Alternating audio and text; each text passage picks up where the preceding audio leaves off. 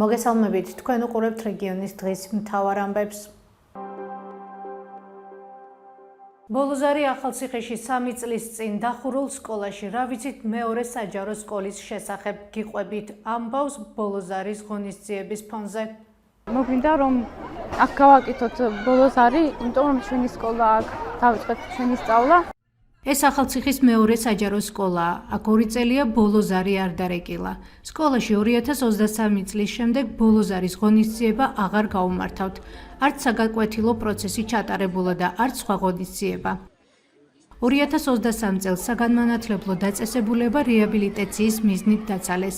მას შემდეგ ტერიტორიას დროგამოშვებით მოსწავლეების, მათი მშობლების და მასწავლებლების პროტესტი ახმაურებდა, რომლებიც სკოლის რეაბილიტაციასა და საგაკვეთილო პროცესის განახლებას ითხოვდნენ.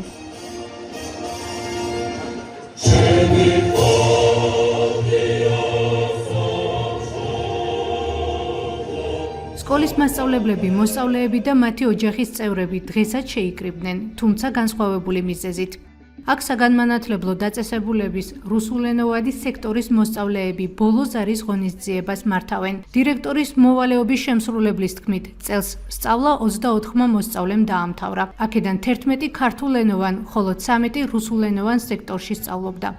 10 წელი აქ სწავლობდით და გვინდოდა რომ აქ გადაგვიხედა ჩვენი ბოლოზარი და ძალიან გვინდა რომ სკოლა გარემონტდეს, კიდე ბევრი ბავშვები მოვიდნენ და ეს სკოლა კიდე თავის ფუნქციას ატარებდეს.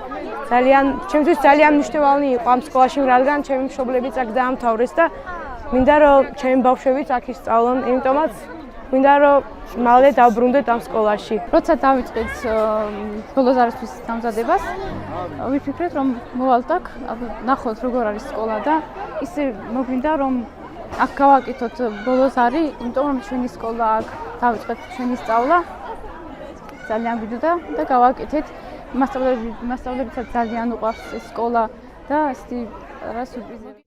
მასწავლებლები გვეუბნებიან, რომ დღევანდელი დღე განსაკუთრებული იმ მხრივაც არის, რომ არაერთი დაპირების და საპროტესტო აქციის შედეგად მუნიციპალური განვითარების ფონდის მიერ გამოცხადებული ტენდერი სკოლის რეაბილიტაციასთან დაკავშირებით დღეს დასრულდა. სახელმწიფო შესყიდვების სააგენტოს ვებგვერდზე არსებული ინფორმაციით, ტენდერში მონაწილეობა ერთადერთმა პრეტენდენტმა შპს საბა კონსტრაქშენმა მიიღო და სამუშაოების შესასრულებლად 1,5 მილიონამდე ლარი მოითხოვა. ამ ეტაპზე მიმდინარეობს შერჩევა შეფასების პროცესი.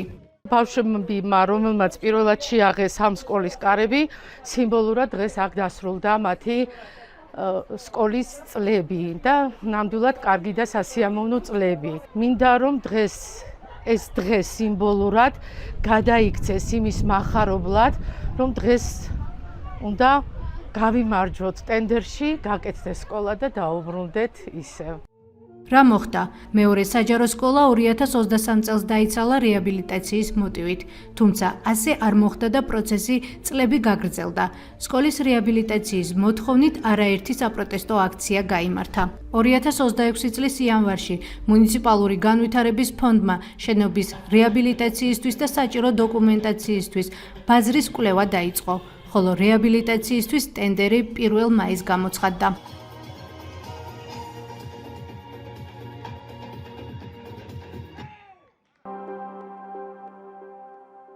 წალკაში საგაზაფხულო სამუშაოები მიმდინარეობს. მოსახლეობას მიწის დამუშავება, ხვნა თესვა, დაფრეზვა, კულტივაცია გაზრდილი ტარიფებით უწევს. გასულ სეზონთან შედარებით გაზრდილია საწვავის ფასები, ასევე სათესლე მასალა. ამას ემატება გასულ სეზონზე მოწეული მოსავლის რეალიზაციის სირთულე. გლეხების ნაწილი ამბობს, რომ გაძვირებული ტარიფების გამო თესავენ მხოლოდ ოჯახისთვის, სარეალიზაციოდ კი აღარ. გაძვირებულ ტარიფებში არ შედის პესტიციდები და მოსავლის მოვლის სხვა საშუალებების ხარისხიანი მოსავლისთვის. თემაზე ვრცელ სიუჟეტს მოგვიანებით შემოგთავაზებთ. მანამდე კი გთავაზობთ ადგილობრივების კომენტარებს. შარშანთან შედარებით, შარშან თუ იყო ერთი ჩემი ნაკვეთის დახმნა 80 ლარად თუ მიხმდნენ, წელს 150 ლარი მარტო დახმნა. 150 ლარი დაფრესვა და დაღარვა. დაკვალ 10 წლის წინ თუ ყველა მინდორი იხვნებოდა, ახლა ყველა საზოვრად არის ნაკცევი, იმიტომ რომ გლეხს აღარ უღირს დახმნა დათესვა. თუ მოიყვანა გლეხმა კარტოფილის, ლობიოს, კაპუსტოც შემოდგომაზე არის ყველაფერი იაფად და წვალება, ფიზიკური წვალება ურჩევნია გლეხს ჯანმრთელობა შეინარჩუნოს და აღარ იმუშაოს, იმიტომ რომ რეალიზაცია ხელნაკეთი აქსესუარების, ნახატების, სურნელოვანი სანთლების გაყიდვა დიუშენის კუნთოვანი დისტროფიის მქონე ბავშვების მხარდასაჭერად.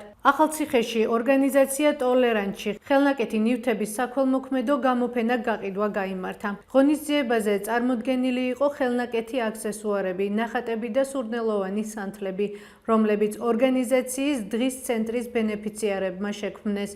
ორგანიზაციის ხელმძღვანელის ცირა მესხიშვილის განცხადებით, გამოფენა საქველმოქმედო ხასიათსაც ატარებს.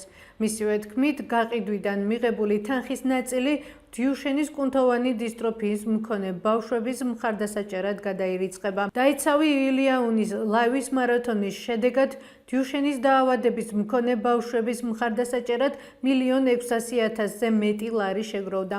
ნაწილი გვინდა რომ ისევ შემოსავლის მოვახმაროთ ცენტრს და ამ ადამიანებმა გააგრძელონ ეს კარგი საქმიანობა და მეორე რაც გვინდა ეს არის შემოსავლით დავაფინანსოთ ის დიუშენის სინდრომით დაავადებული ბავშვები და გადავრიცხოთ თანხები. ჩვენი წვლილი ასე გვინდა რომ შევიტანოთ აი ამ გამოფენაზე. ეს არის 60+ ცენტრის ბენეფიციარების მიერ შექმნილი სხვადასხვა ნაკეთობები, დეკორატიული სანთლები, სამკაულები, მაგრამ ჩვენი გამოფენა არის აბსოლუტურად კეთილშობილური მიზნით. მსგავსი ცენტრი სამცხე-ჯავახეთში არის პირველი და ამით უნდა იყოს დაინტერესებული რიგითი მოქალაქეც, ადგილობრივი თვითმმართველობაც, რეგიონული თვითმმართველობაც. ეს ადამიანები, გადაცილებული ადამიანები არ არიან მარტო ტოლერანტის და ცირამესხიშვილის პირადი ინათესავები, ხო ესენი არიან მთელი ქალაქის ყველასი და ჩვენ რომ მათ ხარში დაუდგეთ, ამისათვის იყო დღევანდელი დღე. 24-25 მაისს ძლიერმა წვიმამ დასავლეთ საქართველოში რთული ვითარება შექმნა. გთავაზობთ ჩვენი პარტნიორი აგრო გარემო ტივის სიუჟეტს. თუ სხვა ქვეყანაში წყალში მხოლოდ დელფინები და თევზები ცურავენ, საქართველოში ძლიერი წვიმის დროს ცურვა შინაურ პირუტყვსაც უწევს. ეს კადრები გუშინ წყალტუბოშია გადაღებული. უხმა ნალექმა მთელი ქვეყნის მასშტაბით სერიოზული პრობლემები გააჩინა. დაიტყორა საცხოვრებელი ეზოების, სახლები, სასოფლო-სამეურნეო სავარგულები. ძლიერი წვიმის შედეგად რამდენიმე სოფელში სანიაღვრე სისტემა ვეღარ გაუმკლავდა წყლის ძლიერ მასას, ადიდებულ მასას, რამაც დატბორა გზები და ეზოები. რთული ვითარება იყო სამეგრელოშიც, განსაკუთრებით დაზარალდა ჯიხაშკარი, სადაც ნალექმა ცენტრალური და შიდა საუბნო გზები მთლიანად დაფარა, სასოფლო-სამეურნეო მიწები დაიტბორა. გადაადგილება რამდენიმე მიმართულებით გახდა შეუძლებელი. ჯიხაშკარს და მიმდებარე სოფლებში ელექტროენერგიის მიწოდებაც იყო შეწყვეტილი. მოსახლეობის ნაწილი საათების განმავლობაში ელექტროენერგიის გარეშე იყო დარჩენილი. გურიაშიც პრობლემები შექმნა ძლიერმა წვიმამ და ქარმა. მთელი ღამის განმავლობაში რამდენიმე სოფელში დაფიქსირდა მეწყრული პროცესების საფრთხე და ადგილობრივი გზები დაზიანდა. ადგილობრივები სოციალურ ქსელში ავრცელებდნენ ინფორმაციას დატბორილი გზებისა და ეზოების შესახებ. ინფრასტრუქტურა იყო უკიდურესად დაზიანებული ამ რეგიონში. რაც შეეხება შიდა ქართლს, ვერც ეს რეგიონი გადაურჩა, ასე ვთქვათ, ძლიერ ნალექს. მდინარეების მატება აქაც დაფიქსირდა, განსაკუთრებით პრობლემური იყო მტკვრის აუზის მიმდებარე ტერიტორიები. გზებზე დაგროვებულმა წყალმა და ღვარცობმა გადაადგილება შეაფერხა. მოსახლეობა სოციალურ ქსელში აქვეყნებდა ვიდეოებს, სადაც ჩანდა ადიდებული მდინარეები და დატბორილი გზები. სტიქიის გამო სხვადასხვა რეგიონში მობილიზებული იყვნენ საგანგებო სიტუაციების მართვის სამსახურის თანამშრომლები, მუნიციპალური ტექნიკა და ადგილობრივი სამაშველო ჯგუფები. სპეციალისტების შეფასებით მსგავსი ინტენსიური ნალექები განსაკუთრებით საშიშია ხოლმე მაისის ბოლოს. ეს მოულოდნელობა და ახალი არავისთვის არ უნდა ყოფილიყო. სპეციალისტების შეფასებით ქვეყანა, რომლის ხელისუფლებაც მუდმივად ეკონომიკურ ზრდით იწონებს თავს და განვითარებაზე საუბრობს, ინფრასტრუქტურულ პროექტებზე გველაპარაკება, ყოველი ძლიერი წვიმის დროს ასეთ კრიზისულ მდგომარეობაში არ უნდა ვარდებოდეს. მათი თქმით, როდესაც რამდენიმე საათიანი ნალექიც კი იწვევს გზების დატბორვას, სოფლების მოწყვეტას, ელექტროენერგიის გათიშვას და ინფრასტრუქტურის პარალიზებას, ფაქტობრივად ეს უკვე სტიქია აღარ გახლავთ, ეს ინფრასტრუქტურული და სისტემური მოუმზადებლობის პრობლემაზე მიუთითებს.